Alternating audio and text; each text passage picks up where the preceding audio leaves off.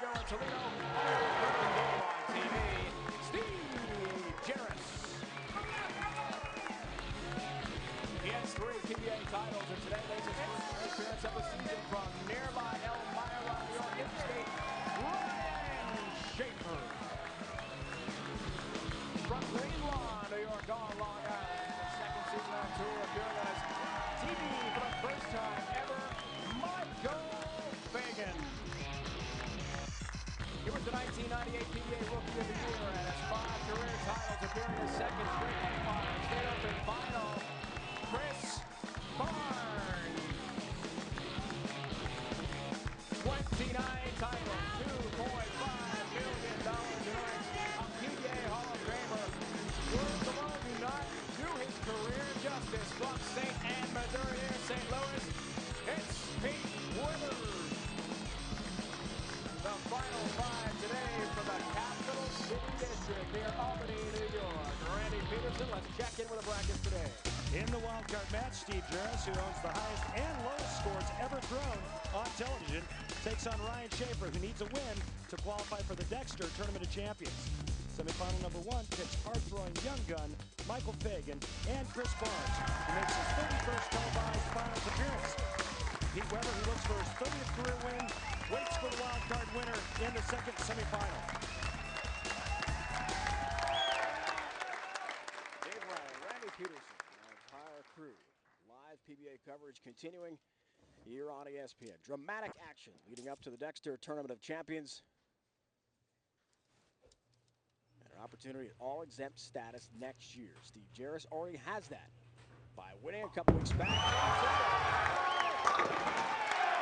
Trying to talk the ball into the pocket, leaves the 10. And Steve Jaros, Dave, he won from this same position from the wild card match in Toledo just a couple of weeks ago. We're not bowling no tap. Pretty darn good single pin conversion number for Jaros coming in. I was happy to get a 5 out.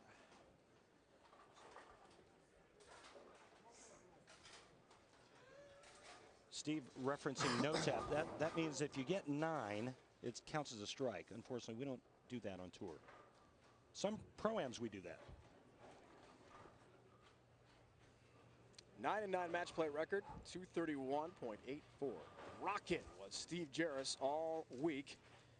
And because he had the highest pinfall in the 2 blocks of qualifying, did trail the 10 pin there. Had the best qualifying numbers among the round of 8 losers. He did lose that last match last night. 5-gamer. Here is Ryan Shafer, who's been a long time since Ryan has won on tour. 55 events. Last February, last time was on TV. Looks high. Big 4. Look out. 4-7, 6-10. Not the start Shafer wanted. Certainly not. This ball is around the 23rd board.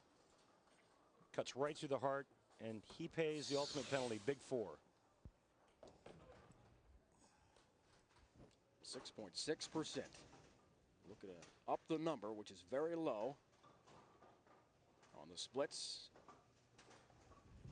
So far this week in Latham, can he kick all out? No, he'll just take the 6-10 lead, the 4-7, which leads us to the big real deal matchup, Randy. Well, one thing that Ryan Shafer sure knows how to do is strike. Look at this, almost 70%. When he gets it going, he's on fire. Some of his winning scores on his route to the television show, he had 250 or more in 8 of his 12 match games this week. Trying to make it 3-0 lifetime against Jaros on TV. Maybe a high rush ball to Ryan Shafer from Elmira, which is about 2.5 hours to the southeast of us.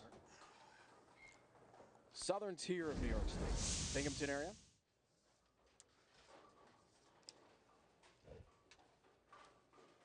Hometown of Ernie Davis, who won the Heisman Trophy at Syracuse. Eventually NFL high draft pick before tragically dying early. Cancer. A big 4. Come on. Lots of adjustments early. Interesting, Ryan Shafer goes high on that lane. Steve Jaros goes light. Check out the eyes, how they stay focused on the target. It's the only way you know if you're hitting what you're looking at.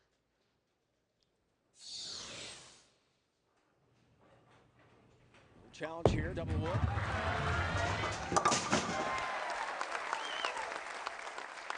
Two in the 8 go down for Steve Jaros from Chicagoland. Certainly a slow starter. Come on, Steve. Under 200 in the first game. Afterwards, things pick up considerably for him.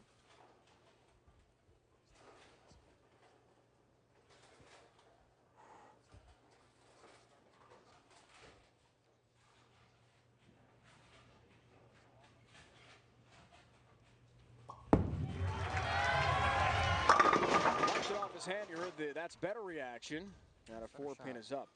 The number you saw from first game on is from the round of 32, best of 7, to our point here on the show.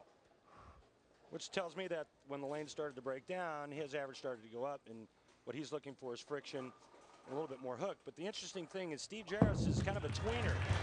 Not a big cranker, not a straight guy. The other 4 players on the telecast today, all power players. Third frame now for Ryan Shafer. Works on a strike. Ryan telling us last night, Randy, what a disappointment the season has been for him.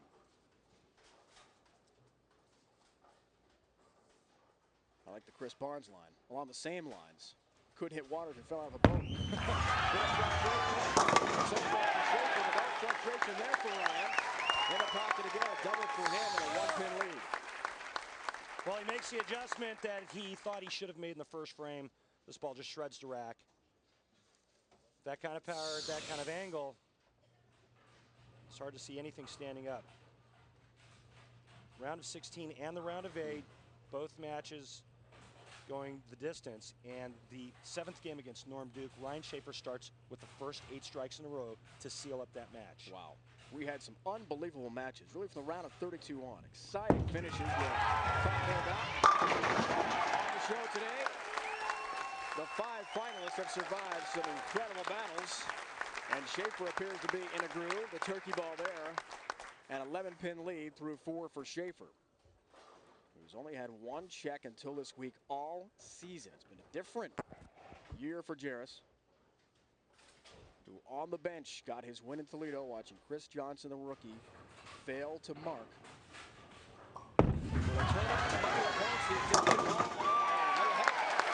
Tripling the 4 and 7 for Jaros. You can see that loosey-goosey demeanor of Steve Jaros, and it's not real hard to figure out why. He's got a win under his belt. He's in a tournament of champions. He's got a spot on the exempt roster for next year.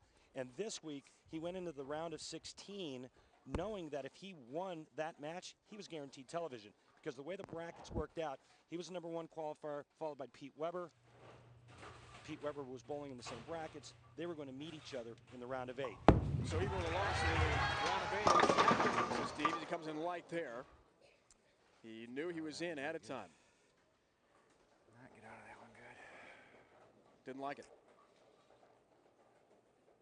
Not real sure what his ball is going to do. Ryan Shafer is locked in. Again, you know, you've got 4 power players that are playing left of Steve Jaros. Steve Jaros trying to go straighter and more direct. It'll be interesting to see if Chris Barnes decides to play the same line. Because last night he was going really straight and really hard. Nice job covering his spare for the mark.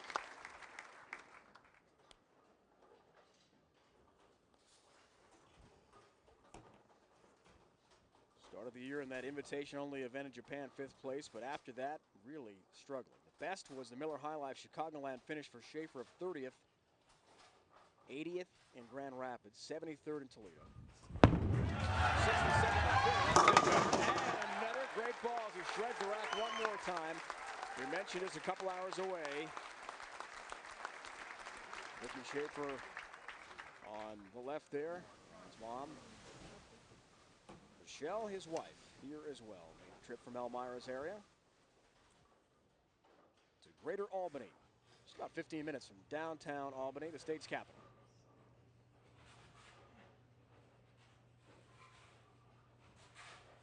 Big turnaround for Shafer.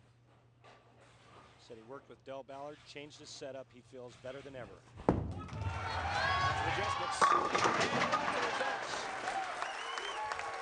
Ryan Shafer is locked in without question, and Bob is right. You gotta enjoy this. 5 in a row for Shafer. He has got a lead over the Toledo champion Steve Jaros, who has already earned the exemption. Shafer wants to get there as well. He's bowling great today.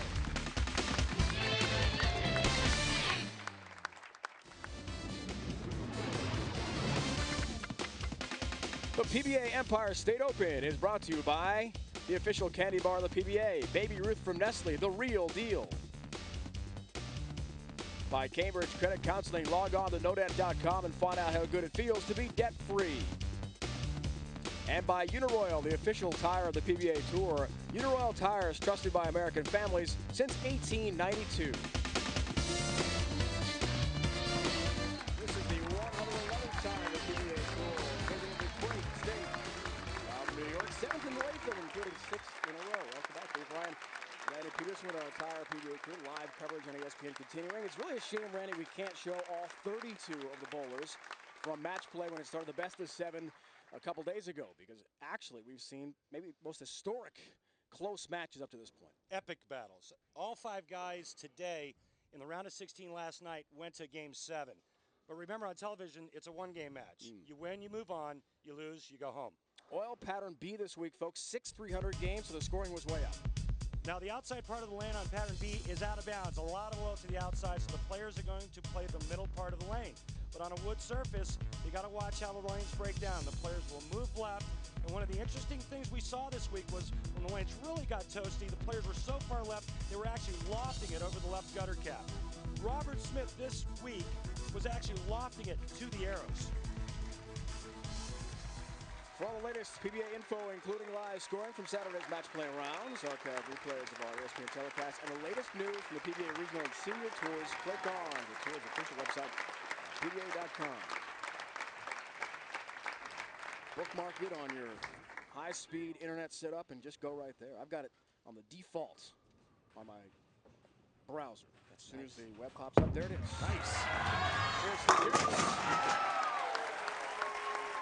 Sees exactly what Shafer has done and trying to follow suit. And he made a ball change as well. Let's see if it works on the left lane. But he's got to get something going. Ryan Shafer, although he did open in the first frame, has strung 5 in a row. Leads by 31. Steve Jaros, left lane, 7th frame, working on a strike.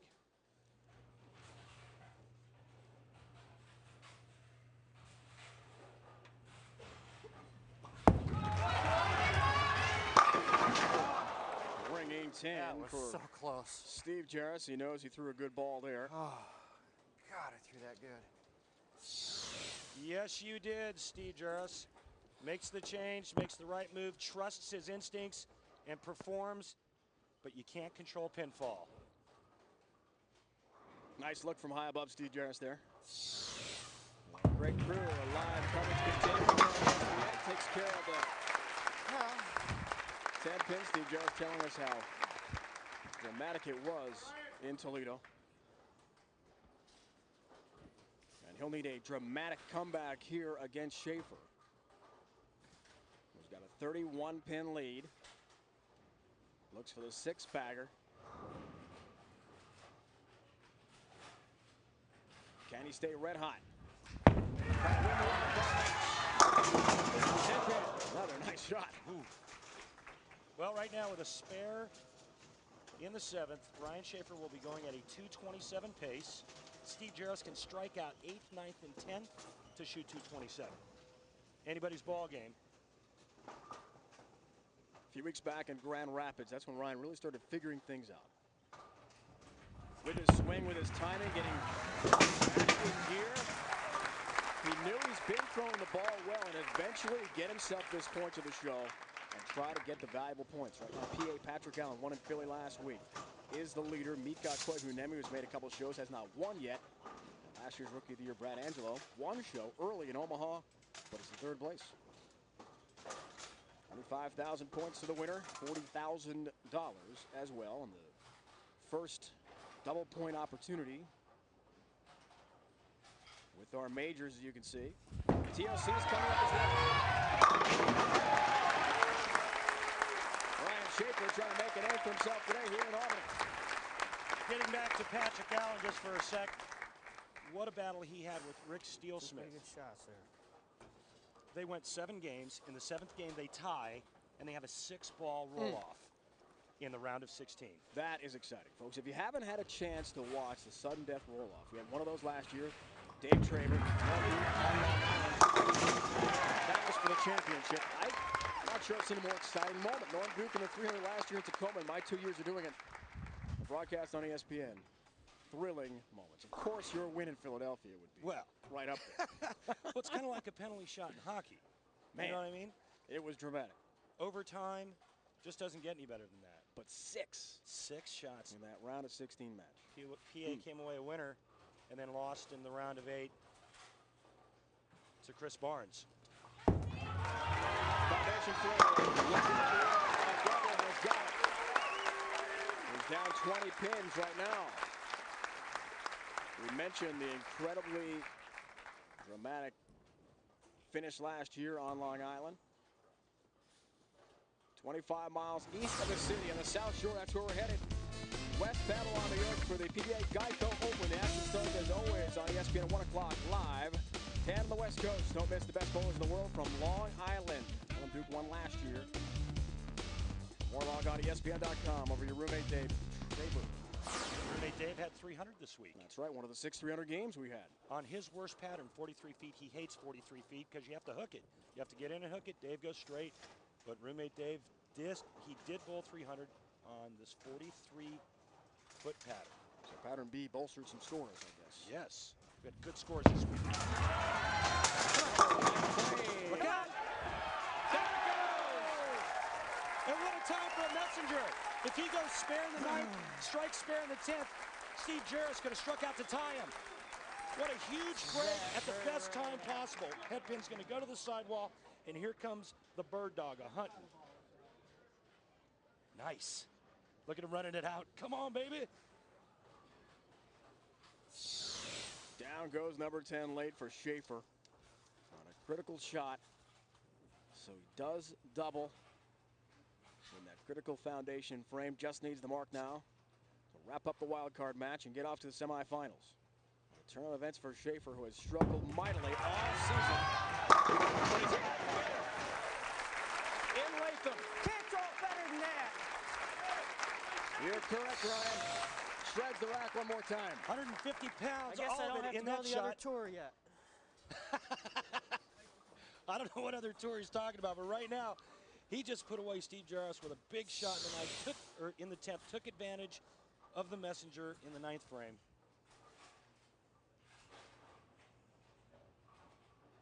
Last title goes back to Las Vegas, January 25th, 2001. By 10 pins for his last win.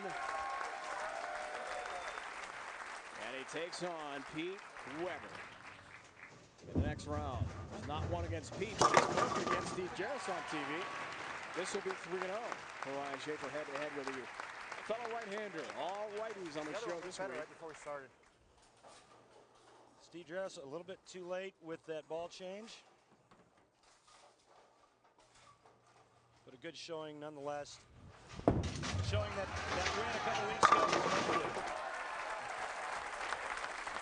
All right, Elmira. He's talking to Elmira, New York. Upstate New York kid, Ryan Shafer. First ever TV matchup between Fagan and Barnes. That's because Michael or Mike, depending on how you like to call him, he goes by either, has never made a TV show until today. Those are finer? Okay. You don't want to miss Michael Fagan throw a bowling ball.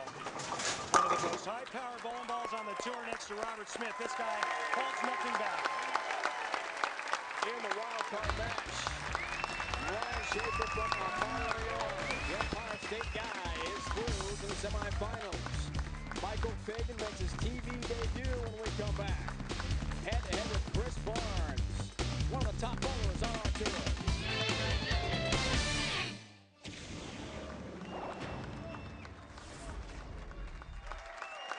We are back. Latham, New York.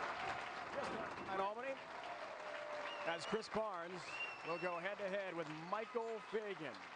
Bowling someone, Chris, who's never been on TV before, does it give you an advantage with all your experience? You know, it could go either way. Mike's got a great talent, and he's been around in a lot of environments, so he could either strike a lot or he might get nervous, and I might get some opportunities that might not otherwise. All right, patriotic Chris Barnes, ready to go. Ready? One thing to watch for in this match, two big-time power players, but Chris Barnes is going to go as straight as you'll ever see him go on the telecast. Michael Fagan, watch this, folks. He's playing the deep inside line, and this guy at the bottom of the swing gets a big old handful.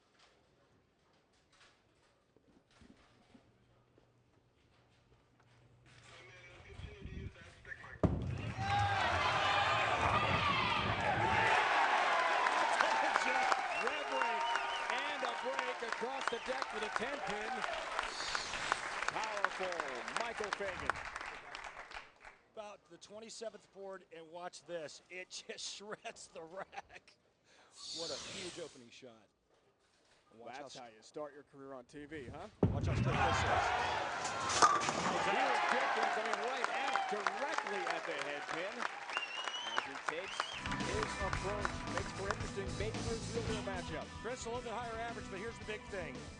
The spare conversion percentage. Although I don't think in this match it's going to come down to making spares.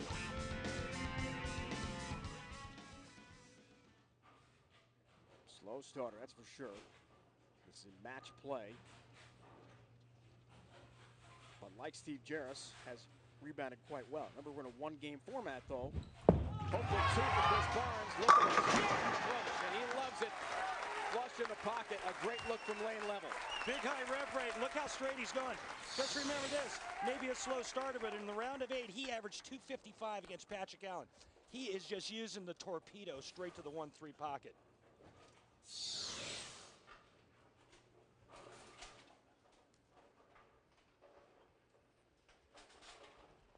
Debut time for Fagan. Talked to him before the show today. Didn't appear more nervous. Last night. Look out. Very difficult spare to convert here. 2-8-10. Looked like he missed it off his hand at the bottom. The ball never got back to the 1-3, leaving the 2-8-10.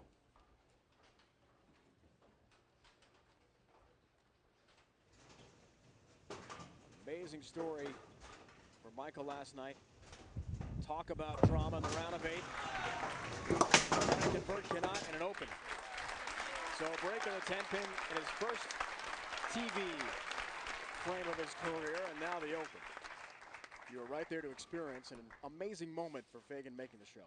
He was bowling against Patrick Healy, 7th game. Patrick Healy needs a mark in the 10th frame, leaves the 2-5-8. He comes over and sits down with myself and our producer, Mike Roth. He's got his back to the pins. He's holding my hands. He says, I can't look, Randy, I can't look. Patrick Healy misses the spare. I told him, he's in, you're in, you're in. He didn't believe it. 7-pin there. Just 23 years old. From Greenlaw, New York. The North Shore of Long Island, about 45 miles east of the Midtown Tunnel. Outside of New York City. That's drama. I mean, can you believe that? Couldn't even look. Moo. There's the old Moo Cow spare ball. Wow. Tell you what, if you ever want to hear somebody do some serious Pearl Jam imitations, Michael Fagan doing karaoke sounds just like Eddie Vedder. Unbelievable. He's got the Austin Powers going as well. And the Austin Powers. Mike Myers, wow. So versatile, not just a bowler. Talented guy. I'm not sure we want to see Chris Barnes at karaoke. You heard that? No, don't want to go there. Again, going right at it. It's got to tip a little. We saw Michael Fagan, who was down in several of his best of 7 matches. 0-2, 0-2, 0-3. Chris Barnes also behind in the best of 7. Look at the comeback against Michael Machuga. Won it in 7. Last chance for a lefty last night was Patrick Allen in the round of 8. After the 3 lefties last week, no southpaws this week in Albany. Yeah, and I think a heck of a week, all things being considered, what Patrick Allen went through last week, the win, the issues that we had last week with the power outage in Philly. And then to make it all the way to the round of 8, he bowled phenomenal the first couple of games against Chris Barnes, and to me it just looked like he ran out of gas. So with Steve Jaros would have become the second winner to repeat. He talks that right over, hooking into the pocket, gets help with a 10. So Steve Jaros, one of the only winner, won in Toledo to appear on the show after his victory. That did not happen with Patrick Allen this week. Here comes a little messenger again, throwing the serious wood over there into the 10. Even though Chris Barnes is going straight, he still has that high rev rate. He can still throw the pins around. Coming here for the Bowlers Club, Latham, New York, near Albany. Empire State Open. Big line, Randy Peters. It's a late shot there from Michael Fagan. Stop rushing. You have plenty of time. 2-4-10 up for him.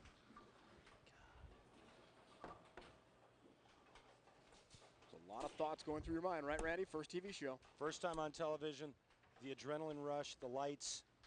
Remember, we've talked about it before. Same split that Chris Johnson left when he bowled against Steve Jaros. Yikes. It's different. Oh, bowling under the lights, in front of the fans, the cameras, a whole new ball game. Remember, folks, 23 years old, someone who last night couldn't even bear to watch the end of his round of 8 match to see what would have happened. He would, in fact, make it. Didn't appear in our interview with him last night to be overly nervous. Maybe a bit surprised. Nothing prepares you for this than actually bowling on the telecast. And there's his mother. She made the trek from Long Island. 3.5 hours probably at least, depending on traffic. 2-pin for her son now, trying to convert the spare. Struggling with the big rev rate, and this ball just not gripping the lane in the back part of the lane. Straighter may be greater on this pattern today. If the oil is pushing down the lane, that ball's not going to hook back into the 1-3 from that angle. The only thing Michael Fagan can do now is maybe adjust his speed. Just get a little bit softer with it. Takes care of the mark. I grew up watching Pete Weber on TV, trying to emulate the great PDW. Take a look at where Michael Fagan is starting. Let me show you where he's sliding. Look at the drift to the left. All players that fade it, look where his foot is sliding, right here in the left gutter. Now, watch Chris Barnes. Even though he can do the same kind of thing, look how straight and direct he's playing.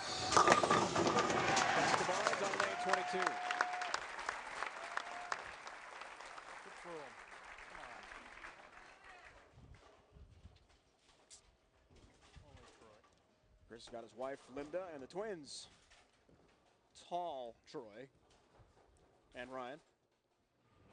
Back home watching. Told us he was home very early last week in Philadelphia. Didn't want to be, but he didn't bowl well in qualifying, and despite the power outage, knew he wouldn't be near the cut. So he got home, chance to take the kids to the doctor's appointments, haircuts, a dose of reality. And now the reality is he's going pretty well. He's got a huge lead over Michael Fagan, making his TV debut here on ESPN's live coverage of the PBA Tour. More coming up.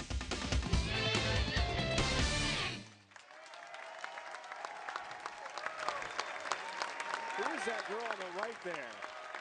Is that Emma Suzanne Ryan, my 8-year-old? I believe it is. Lexi Bisbing as well. They have become Chris Barnes fans. Their first ever TV show. She's excited too. Fagan's first show, the max score 222. Chris Barnes 279. See 2 opens for Michael Fagan. How much of that is jitters at this point, just trying to get acclimated? I think it's all jitters. Looks like a ball change right here. Oh my God. Yeah, and this That's is not what it did 15 minutes ago.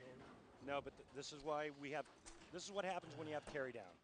The oil pushes down the lane from the game prior. He only gets 4 to 6 practice balls to start his match. 3 balls, same result. It's thrown 3 different balls that are all doing the same thing down the lane. Trying to figure it out. And again, we'll have an open, the third of his match today against Chris Barnes. Our days in on the road. We are headed to the island. Norfolk, the defending champ last year, all leading up to the PBA Dexter Tournament of Champions. One stop prior in Windsor Locks, Connecticut. Tickets available on PBA.com for the Mohegan Sun event and regionals in Beaumont, Port Arthur, and Fort Walton Beach, Florida. This week, days in on the road. It's the only lane he's got to mark on.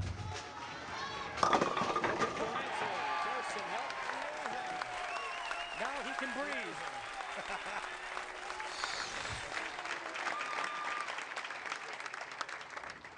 See how much further right he's moving? He's going much straighter, a la Chris Barnes. But I think a little bit too late in the game. 79 in the 6th frame. Chris Barnes on cruise control. Now, Randy, why does Chris Barnes take the straight-on approach? Is it the pattern? Is it his specialty? It's the pattern, and this is what gave him his best look. He felt that this was his best chance of striking and winning matches, and it's held up today. Always impressive to meet with Chris Barnes after his round of 8 match when he's going to be on TV for us. He's such a technician, understands so many of the little intricacies of the game. Chris Barnes doesn't bowl a block or a game without a game plan. Definitely a thinker out there, and his thought process is right on the money. 60 feet to success again, and he is absolutely rolling in this match. You know, like Tiger Woods, Chris Barnes not only has the physical attributes, but I think he's probably one of the best thinkers, if not the best thinker out here. He always has a game plan. He always knows what he's going to try to do, and usually knows what to expect. Whether it's qualifying, whether it's a TV show, any of his best of 7 matches, they just practice.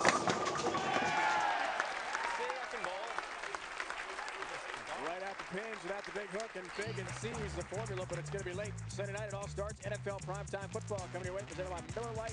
7:30 Eastern time, then 8:30 Eastern. Steve Spurrier returned to the Sunshine State. LeVar Arrington and the Redskins trying to stop Ricky Williams and the Dolphins. Also available in stunning high definition on ESPN HD. Call your cable operator for more. Log on to ESPN.com. Quarterback controversies for each. Well, yeah, but the Dolphins, their offense is not playing very well. In fact, I think you and I can stop that offense. Speak for yourself, big guy. 2-game match. Michael would like another game if possible. But in this TV format, just one chance. Talking with Michael Fagan last night, he also had a game plan, and I think his game plan backfired on him. He was going to try to burn up the middle part of the lane and move way in because he didn't think anybody else could play there. It was the wrong direction to go in. Chris Barnes now switching balls to give himself another look. So this match is well game. He's got it clinched. In fact, he'll go off to the final. Answers that question. And so he's asking himself, bidding for his 6th title. Big match coming up, the next semifinal. PDW makes his TV debut this year. Charismatic, always entertaining to watch Pete Weber, taking on Ryan Shafer, who was red hot in that first wild card match with Jaros. Chris Barnes has his formula in line. Again, Chris Barnes always thinking the match is over. Let me try another ball to see what it looks like. The ball he was using, he just said it was too strong. He goes back to the same ball he was using. That's his look, and that's the best look.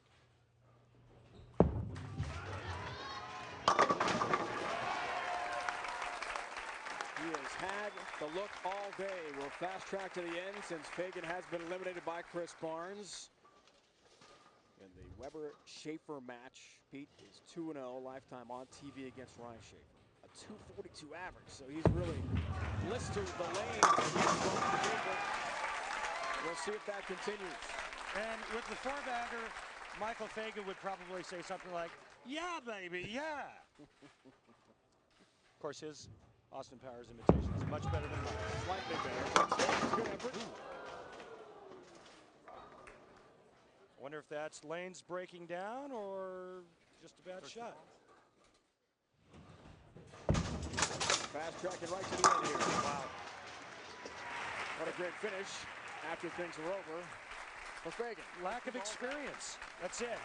Nothing wrong with the way Michael Fagan bowls. You know what? If he had to do it all over again, he'd be playing the same line that Chris Barnes is playing, and we would have had a real match. Oh.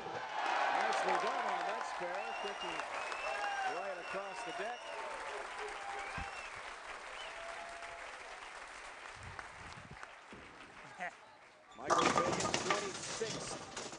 tour point list coming in.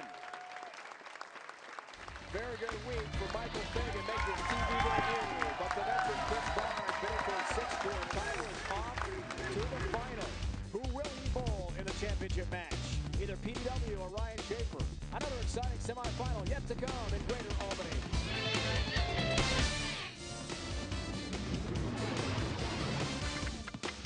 The PBA Empire State Open is brought to you by new Odor Eaters Plus, the only arch-supporting insole that protects against odor and wetness. By Geico, a 15-minute phone call could save you 15% or more on car insurance. And by Bayer Aspirin, take it for pain, take it for life. We welcome you back to the PBA Empire State Open in Latham, New York. The first ever PBA event took place just minutes from here back in 1959. Hall of Famers Carmen Salvino and Dick Weber look back in this week's Miller Milestones. The greatest thrill in my life because it was something we had never had in our lifetime of the sport, and all the great bowlers of all over the country for the first time were going to be under one roof. Well, we all had egos in those days, and we all wanted to be professional bowlers, so the PBA Professional Bowlers Association meant a lot to us. For the first time in our life, we had an identity.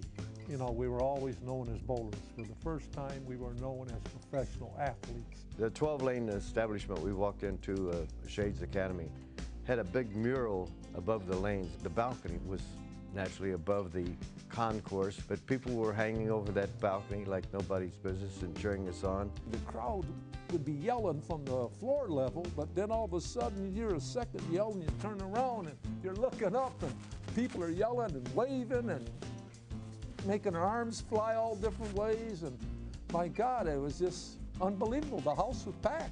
I got the chills before I even bowled. I really did. I was so pumped up. My first couple of balls, I felt like the ball was about 2 pounds. I bowled pretty good after that, and I think I finished around 11th, and my idol Weber had to beat me. I placed 3rd in the Shades Academy first tournament. It was fantastic, all under the same roof. Where do you have all the greatest in the world under one roof? And we were all excited about it. We couldn't wait for the first PBA tournament, so it was gung-ho from there. And that was the start of the PBA tour. Great memories, a great moment in PBA Tour history. This week's Miller Milestones. Lou Campy won that week. Dick Weber was in 3rd place. Dick, the father of PDW, Pete Weber, appearing today. Won 26 titles, tied for 7th all time with Don Johnson. Pete has won himself 29. Tied for 4th all time with Parker. Yeah, that's right, baby, that's right. PDW is back on ESPN. We're excited to have it. Head-to-head with PBA.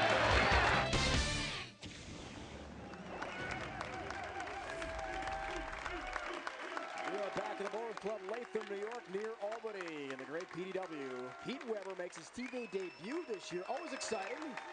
Joined by Randy Peters.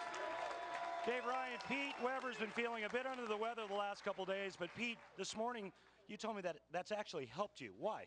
Well, it has. It's kept me a little slower through my approach. It makes me think a little bit more about what I want to do. It's really helped me keep focused on what I need to do today, so hopefully it just goes over to today. So the head cold, your head kind of feels like that? Probably a little worse. I gotta get me one of these. Good luck, Pete. Is there such thing as a Randy Peterson bobblehead? If so, where can we get one? Pete telling us he is absolutely certain he will make the top 50 next year, even if he doesn't win this year. Plain and simple, there are not enough people out there, according to Pete, who can beat me in points. I will be there, even if I don't win a title. He'd like to make sure that he gets in.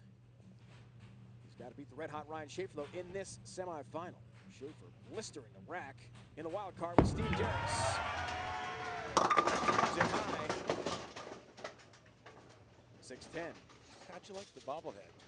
Awesome. God, if that's what it takes to get me to bowl better. Well, just 16 more titles, you can catch them. You've got 13 yourself.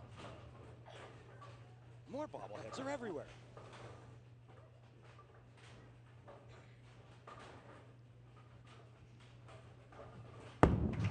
Shafer tries to cover. Holds himself.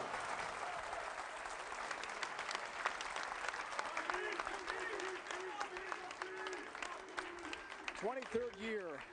Hard to believe he started back in 1980, just prior to your beginning on the Pro Bowlers Tour. 29 titles. Great Earl Anthony, #1 all-time with 41. So smooth into the pocket. Are you scared? 10 pin. Yeah, week 10. That's what he's referring to. Are you scared? Kiki. Really pukey. Always entertaining to watch on TV. Pete Weber. Which leads us to the Baby Ruth 3-0 matchup, Randy. Pete Weber, 5 pins a game higher in average, but look at this right here. Want to be a player on the tour? Got to make spares. 25%. And 70 frames without an open. 25% difference between him and Shafer. He has been very consistent this year on tour. Hurry back into the pocket.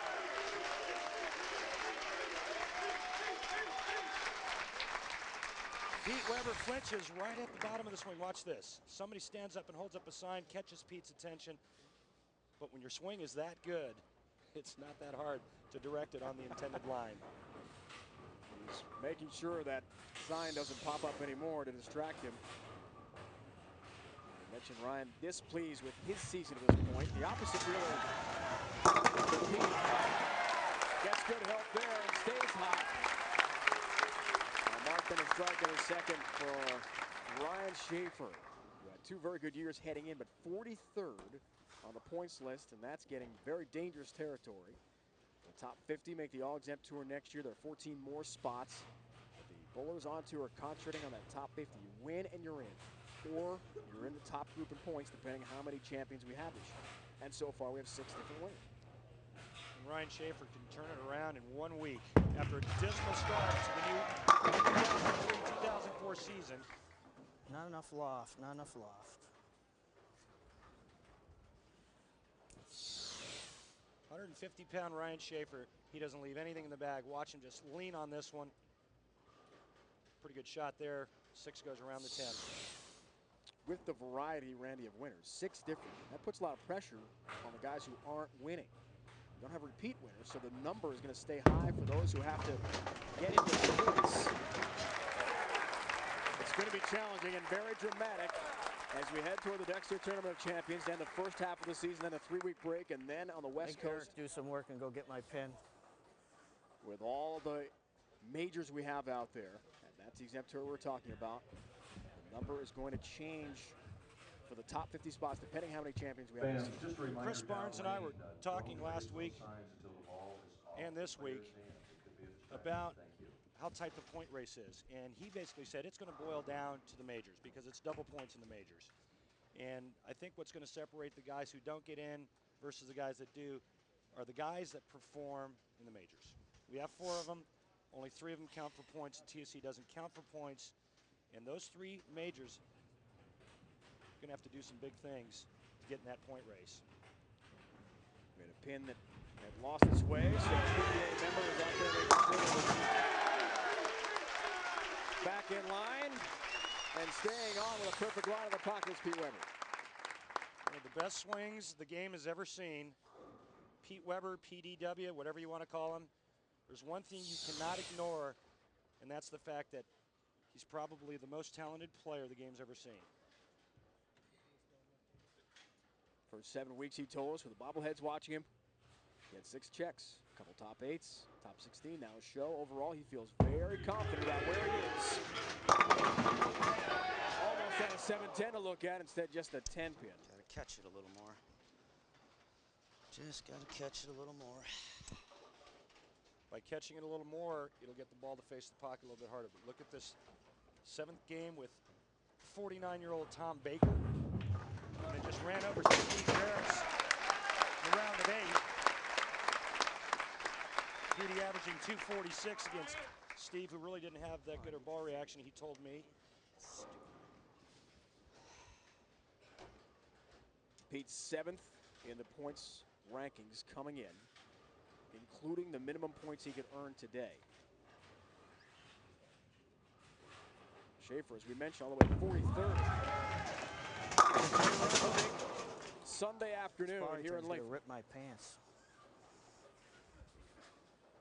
Because of the approach he's taking, which board he's using, he's almost glancing by the ball approach. Yeah, he's standing so far to the left.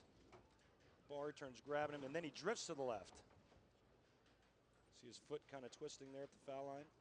Saw that a little bit with Chris Johnson a couple weeks ago. 10-pin deficit takes care of number 10 and has his mark. It's all coming away tomorrow. Football. Monday Night Countdown provides comprehensive analysis, interviews, highlights, and live reports from Tampa Bay, the side of ABC's Monday Night Football game. Get all the news from the best in the business beginning at 7:30 Eastern Time, leading up to Monday Night Football. For more, log on to ESPN.com. All coming your way, Tiki Barber, the Giants, taking on Rondé Barber, his twin brother, and the Bucks. Big game on Florida's Gulf Coast. There was nothing was going to stand up when that ball got to the 1-3.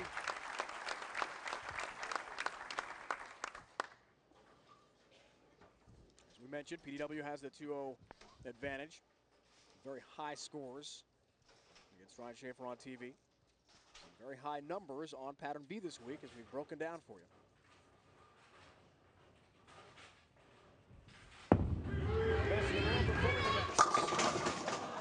Touch high and a 10-pin.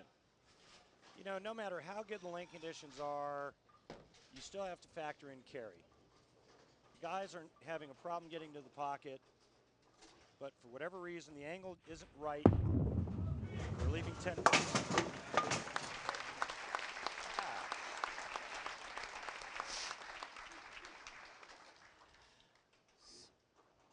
I think even more than last year, Randy, we're seeing bowlers make adjustments on TV.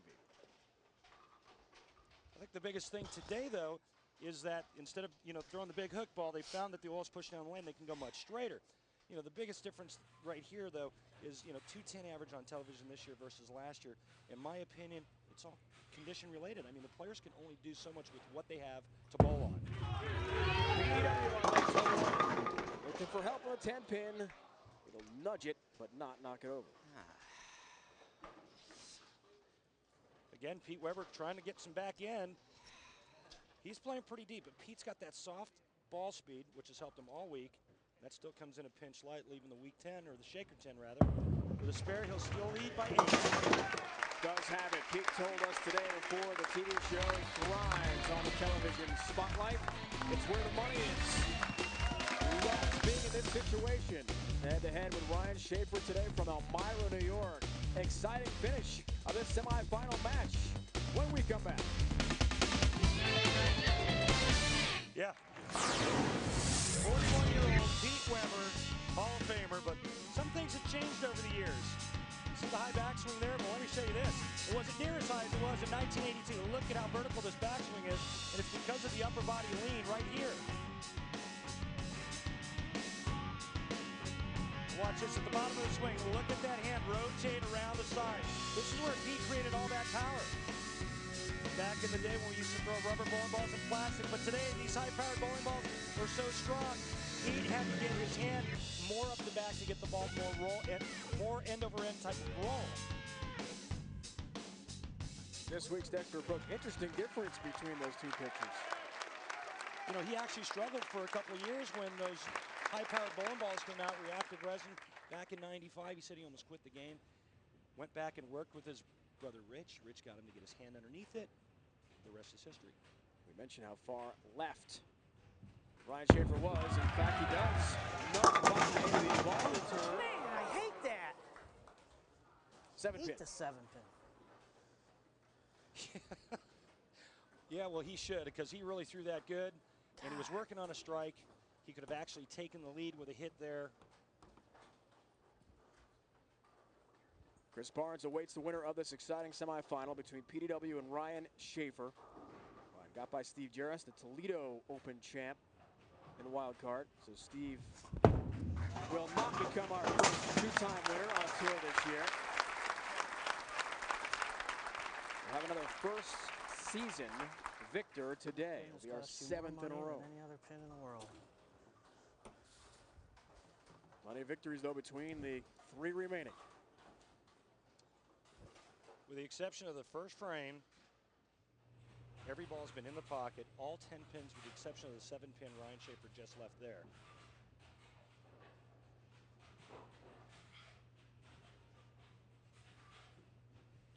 Shafer, the 1987 PBA Rookie of the Year. Carried that one, Dave. He finished 3rd in 4 majors. He's done well under the big spotlight. We saw him at the Tournament of Champions last year as well. The Empire State Open from the round of 32, best of 7 on. Here's how those who did not make the show, including Norm Duke, who's back on tour. Good to see him after the surgery for the pinch nerve. Thrilling match. God, man. Saw Norm just after he finished last night in the best of 7 in the round of 8. A lot of pressure. Yeah, you know, it's nice to see him back out. He's feeling better after he had that epidural block just kind of below the neck and where the shoulder meet. He says it's still there, but he just doesn't feel it. Pete covers nicely for his care. All right. Brad Angelo, who made that first show we talked about, is having a great year despite not winning way up high in points. Our own Joe Ciccone, who works with us on the crew, along with Del Ballard, Tim Chris, Randy Peterson. Thank you. Active PBA bowlers involved every week with our ESPN telecast, for which we're so appreciative. We all cashed this week. Good news.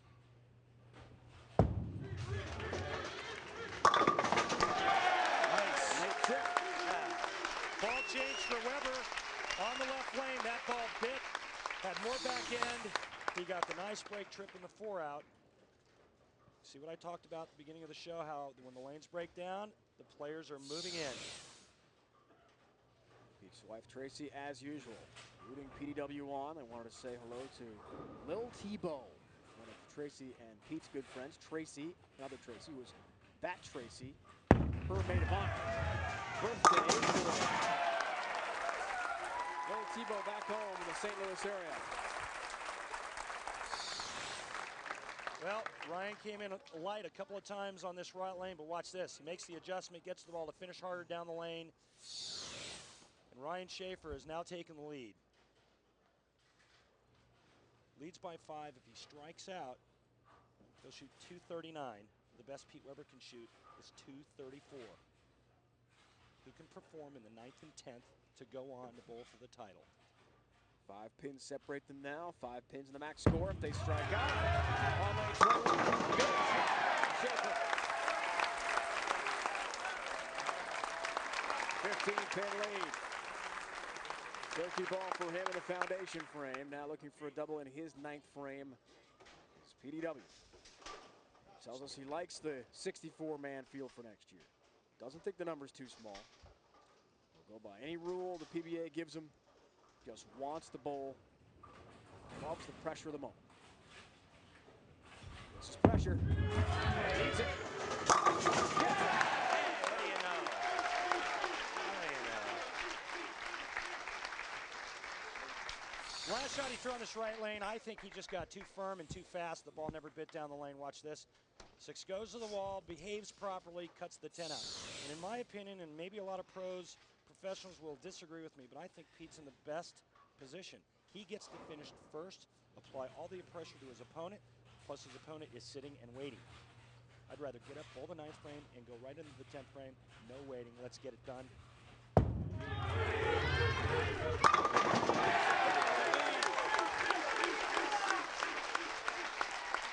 He must be feeling a bit under the weather. We're not seeing the huge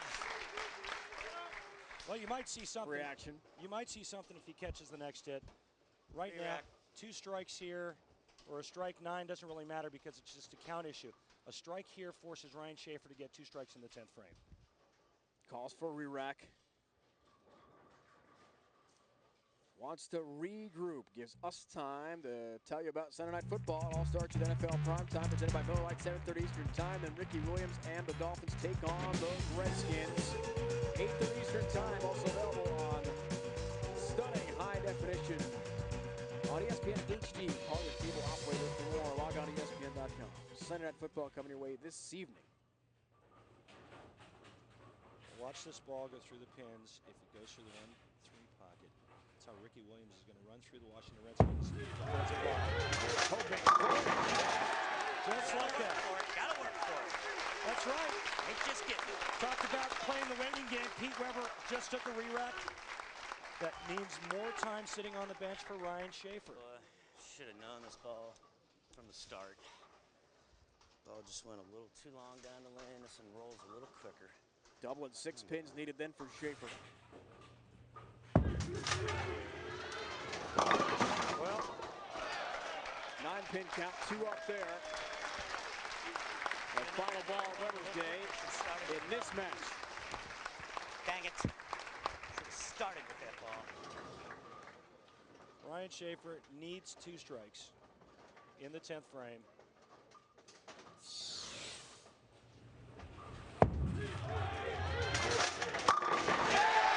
He's got to work for it. Got to work for it.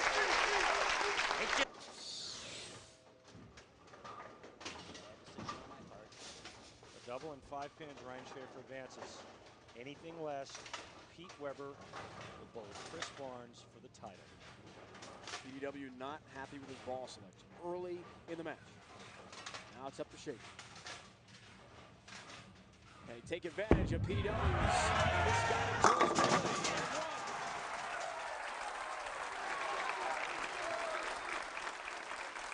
What a quality shot under extreme pressure. Sitting on the bench, Ryan Shafer gets up and pures one. He needs to throw one more just like it. Told us last night, did Ryan Shafer, 17 years on the PBA Tour.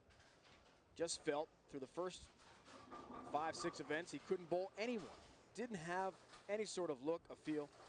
Didn't like his layout, but he has made the adjustments. And it's amazing how you can turn it around in 1 week out on the PBA Tour. I think this is a wise move by Ryan, taking a re-rack. Give himself a little bit of time to regroup, collect his thoughts, to pure this next shot. Says he figured it out in Grand Rapids, got better in Toledo, and now in Albany, the big opportunity.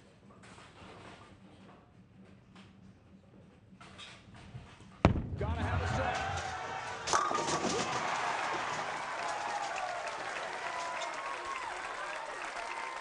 That is a big-time shot from Ryan Shafer. Answering the call in Latham. Not a whole lot you can do about that. Just 5 pins. It doesn't like me. I don't get 0 for that, do I? Machine's resetting Walter. itself.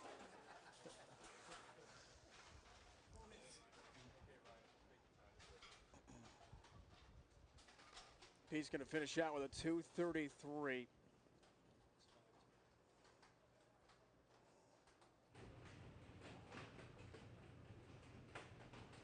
Ryan Shafer just needs 5 pins here, folks, and he's winning. There's a 9. And a spot in the final against Chris Barnes. Great bowling from both PW and Ryan Shafer for 5 pins better in Shafer. It means the final with Chris Barnes.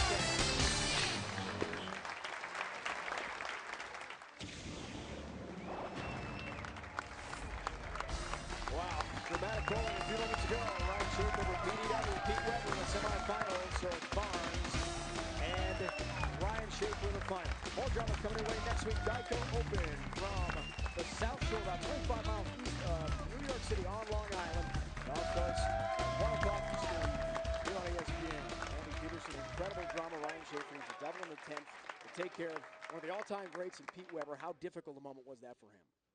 You have no idea. I mean, if it was easy, everybody would have a pro card, and they don't. I mean, that separates the champions from the also-rans. It's that simple. Geico Direct tournament recap. Randy, what do you have for us this week? In our wildcard match, it was Ryan Shafer Tournament events for Shafer, who has struck mightily. 257 to 226. Shafer 10 out of 12 strikes in that match. And it's semifinal number 1. Chris Barnes defeating Michael Fagan by the score of 247 to 195. Barney taking the straight route. And as you just saw in semi number 2, it was Shafer taking care of PDW. by the score of 238 to 233. 2 clutch strikes in the 10th frame seals the victory. For Ryan Shafer on the Geico Direct Championship recap for this week. Chris Barnes 2-0 head-to-head with Ryan Shafer on TV. Look at the average. 244.5, the finalist next.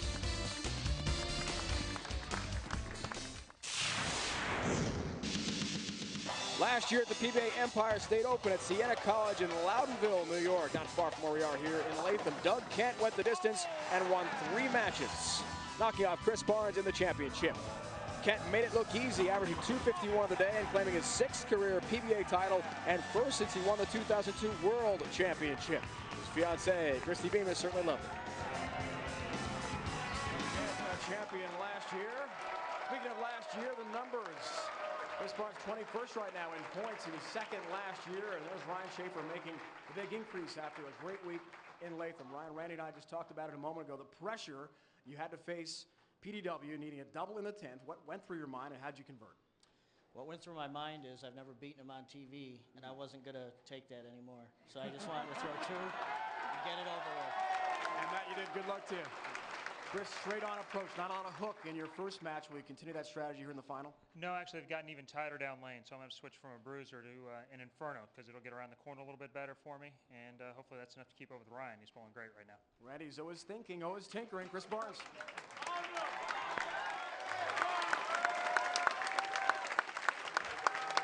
Big money up for grabs, $40,000 to the winner. One of these 2 gentlemen are guaranteed $20,000. And the all-important points. First place of 25,000 points. And that all-important exempt status for next year. What a turnaround for Ryan Shafer. 1 check the entire season. On the verge of possibly winning another title. Threads the rack again, Randy. And stays red hot. You heard Chris Barnes. He said that he's going to have to make a change. He's going to a more aggressive bowling ball. He's changing his entire line. Obviously, he determined this with the practice that he had. Second TV show of the year. Chris Barnes also in KC, won eventually by Norm Duke. Again, Left and slow. Big 4. Don't need to tell you what just happened. Chris did that for me. Thanks, Chris, but doesn't like this at all. Pays the ultimate penalty. The big 4. Right through the nose. Leaves 3. Early opening for Ryan Shafer. Can he take advantage as we check out the real deal? Match out. Well, no surprise that Ryan Shafer has the higher average. You saw what he did in the 10th frame. Again, the spare conversion percentage, but Ryan Shafer to me looks dialed in. He looks locked in. He looks like he's on cruise control right now. I don't think spares will be an issue.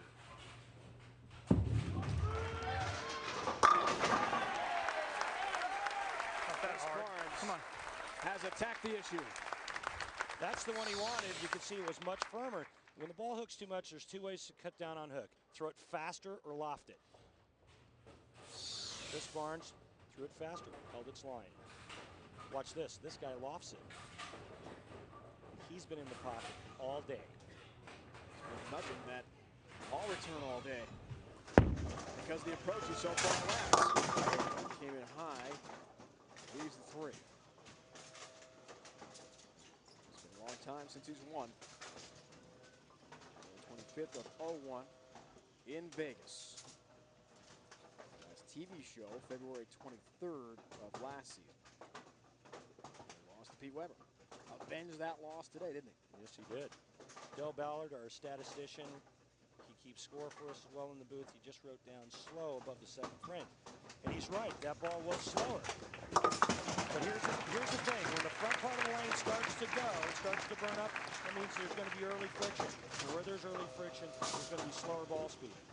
What Ryan Shafer needs to do is walk further left, more around the bar return on the right lane, and maybe even more loft to help get the ball to skid further down the lane.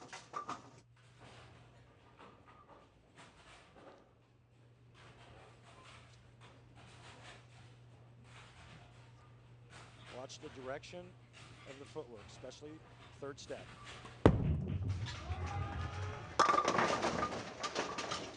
4-pin stands for Shafer. Lanes are breaking down a bit, Dave. He's going to start making some moves. He was dialed in the last match. This is how quickly the lane conditions change, especially on a wood surface. You get the lights, the people in the arena, temperature goes up, and when temperature goes up, oil breaks down.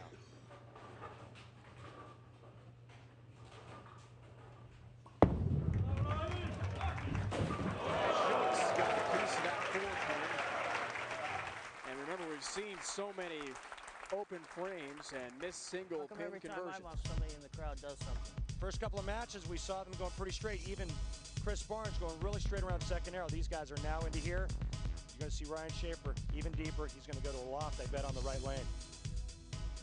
A full 10 to 15 boards left from where we started today. An open frame. Here's down 2 pins. Wow. Blisters the rack with a double. That in his 3rd frame. And he's down by a pair of pins. Chris Barnes, different bowling ball, a full 10 to 11 boards left of where he was in his last match. Remember now, he moves left. He's got to move his feet left and his target left. But now that he's so far left, he's got to throw the ball to the right of the head pin. And in order to get it back, he's got to have that ball have some type of back end movement. Was the first to admit this has not been the year he had hoped for. Made the one show in KC, didn't win there. Some point numbers as he leaves the 10 pin. How things have gotten better for him. But he still said, look, I have got to take responsibility. Got a lot of balls on the PBA Tour traveling truck. A lot of possibilities here. As we mentioned, he's such a technician. He's the one who is putting it upon himself to make the improvements. Well, one of the reasons why Chris Barnes is a champion and why he's so great is because he doesn't make any excuses.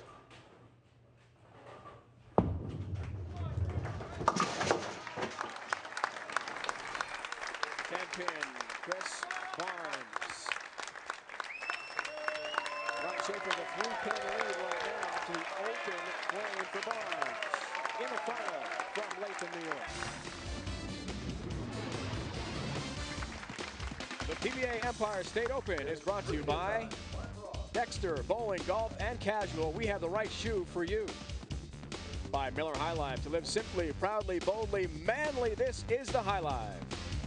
And by the official candy bar of the PBA, Baby Ruth from Nestle, the real deal.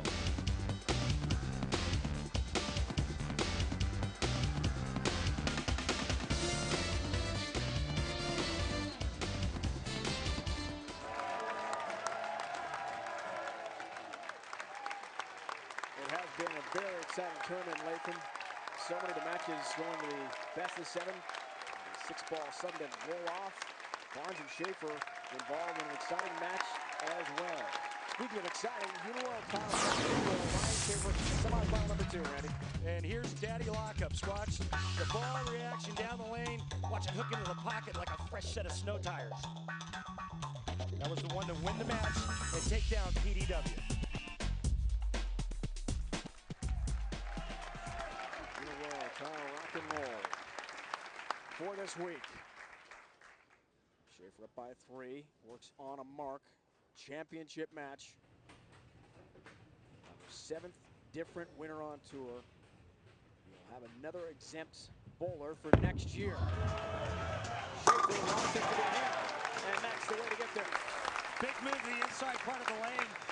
And you can see it, once he moves left, he finds a fresh lane surface with oil that helps to push the ball to the right. The ball retains energy and hooks back into the 1-3 pocket. Chris Barnes, a runner-up here the last 2 years. At the Empire State Open. Last year lost to Doug Kent. 257 to 204. Parker Bone, the 3rd, beat him 210 to 187 in 2001.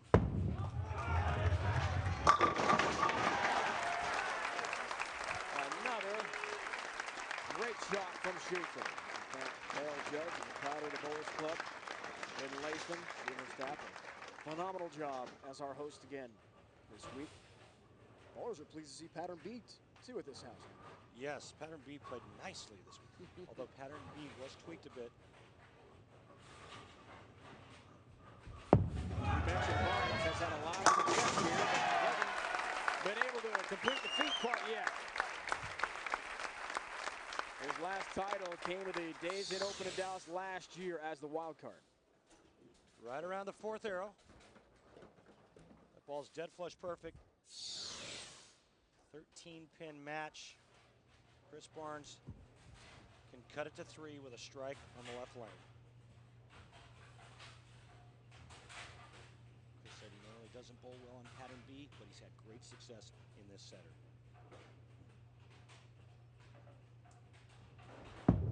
Great number so far. Wants another 10 here in this ball. Looking for help. Does not get it across the deck on the 6-pin. Flirting with disaster too. And he's in a dangerous position right now because Finish on this lane. he's not sure about his bar reaction. You heard him say he's got to finish on that lane, and Ryan Shafer just made the move, and he is locked in.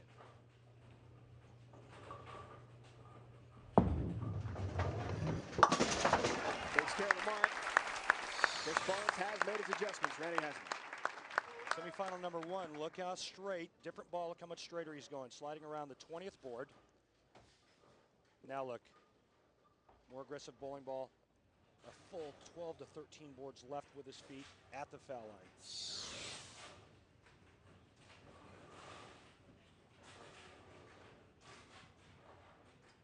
Looking for a 23-pin lead. Turkey ball in the 6th frame, and he has it. 3 in a row. He's up 23. Just a couple of hours away, his hometown of Elmira, New York. His wife and mom have made the trek here to watch Ryan bowl in person. Ha! It looked like the 8-pin, or the 9-pin rather, took the 10 out.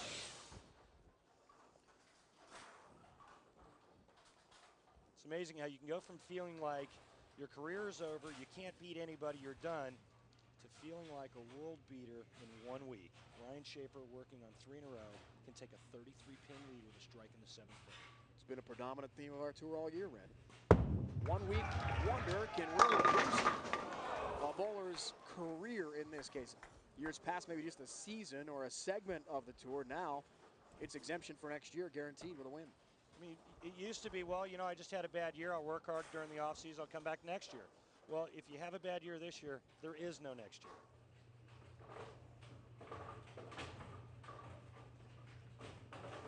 His TV debut back in 1986. World Open in Chicago is telling us the memories of that. Not what he want to bring out of it. Lost to George Brennan on his first show. All these years later, a chance to take care of a championship and exemption. He's got to get by Chris Barnes. Down 22 pins at the moment. Originally from Kansas, now hails in Dallas, Texas. Big shot. Locked in on that lane, Dave. Come on now. Good shot here. He struck every ball in that lane except for the first frame. He's confident on that lane. The left lane is an issue. Now there is a little bit of light for Chris Barnes, given the fact that Ryan Shafer did not strike in the 7th frame. Chris Barnes with a strike here can cut the lead to 12.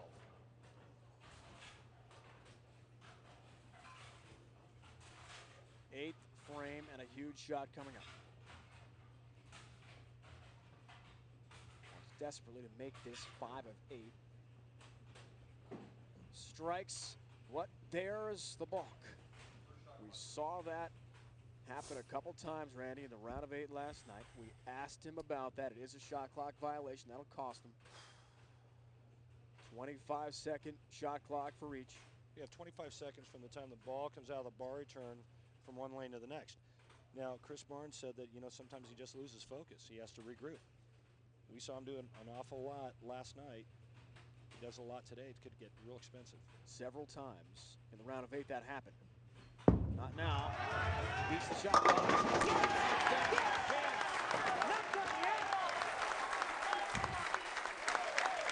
We're not done yet either, Chris. Coming here from the Bowlers Club, Latham, New York, Empire State Open, the PBA Tour's live coverage continues on ESPN. Dave Ryan, Randy Peters, entire crew with you once again. Jimmy V Women's Classic is coming up. Big game early. How about that one?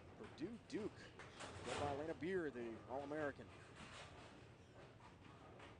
Purdue always a powerhouse in the Big Ten in the National Women's Championship picture. Nice late trip for Shafer on lane 22. Talked about the Dexter Tournament of Champions quite a bit today. On the bubble right now is Tommy DeLuce Jr. His last victory, November 18th of 01, means that a victory for Ryan Shafer. And Tommy is out. Mika Koivuniemi is next in line. And then it's Ricky Warder won in Medford, his last title. A lot of people getting pretty nervous about the Xen Tour and the Dexter Tournament of Champions field. So many different winners. Guys getting knocked out left and right. Oh, comes in high on that shot. Dumb lane. You could see that ball pick up in the middle part of the lane. It never pushed to the right. Cuts right through the heart, leaves at 3-6, 7-10.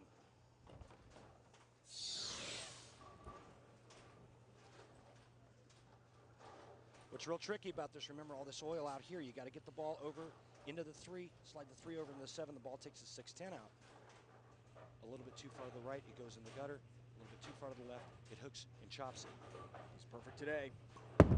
Can he stay that way?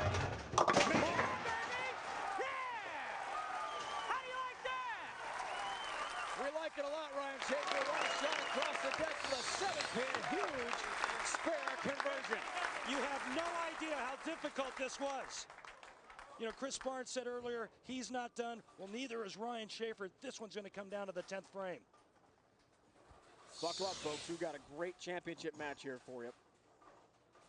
We're fortunate enough here on our live coverage of the PBA and ESPN to get some thrilling finishes in the title match. Looks like we're bound for that right now.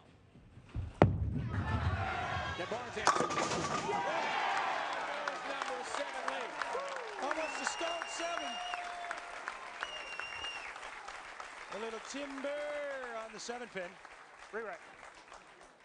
Now, if Chris Barnes strikes out, he shoots 236.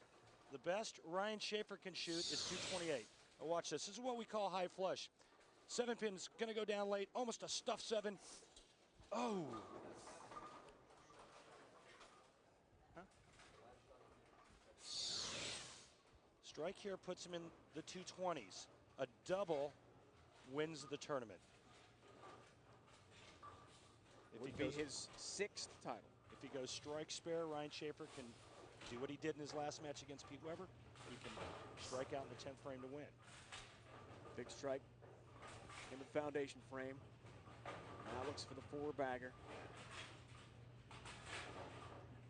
All the pressure. Shafer can barely watch behind. Another huge shot. Another balk for Chris Barnes. First one was $100. This one's $500. Yikes. The winnings are depleting as we speak. Yeah, and everyone after that is $500. So he's up to $600 now. $39,400 and going down if he wins. Oh my goodness. All right, big shot here. 20,000 folks for the runner-up.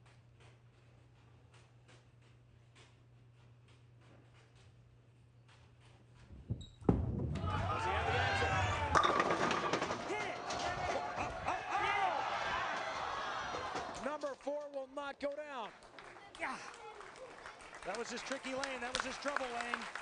He went light on it the shot before. It's not over yet, though. 9 spare strike. Chris Barnes will shoot 215. Ryan Shafer's going at a 218 pace. But remember what his last ball looked like. 6 split. Big shot here, though. There's only a 3-pin difference in count. Chris Barnes needs to strike here. If he strikes here, Ryan Shafer can go 9 spare, 9, and win by a pin. Wow. This again becomes a huge shot for Barnes. Putting the pressure on Shafer. Shreds the rack.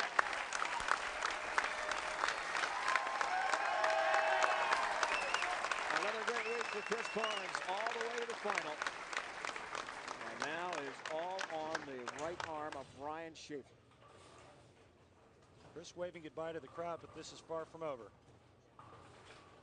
Needs to fill 18 pins, a strike and 8 out, 9 spare 9, any combination where he can fill 18 pins. If he gets less than 7 pins on this first ball, he loses.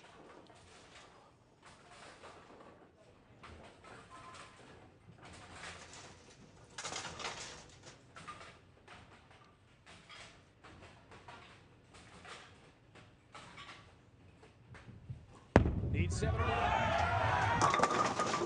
There's 9. Okay. And the 7 pin. And remember, he said he hated the 7 pin. He's got to convert the spare and get 9 on his next ball, and he wins. If he doesn't make the spare, he loses. If he gets less than 9, we could either have a tie or Chris Barnes ends up as your winner. My, oh my. Still plenty of pressure. He's got to knock down the 7 pin first, though, before anything else can happen. Looks good. Got it. All right, 9, he's a winner. 8, we have a tie. Anything less, he loses. Got to have 9 pins, folks.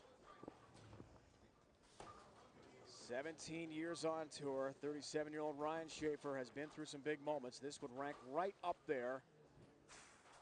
Drama and pressure.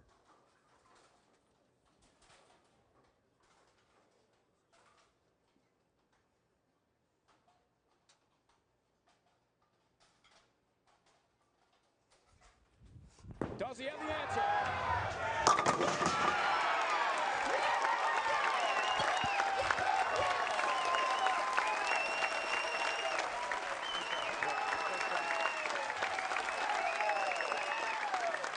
He most certainly does. Ryan Shafer,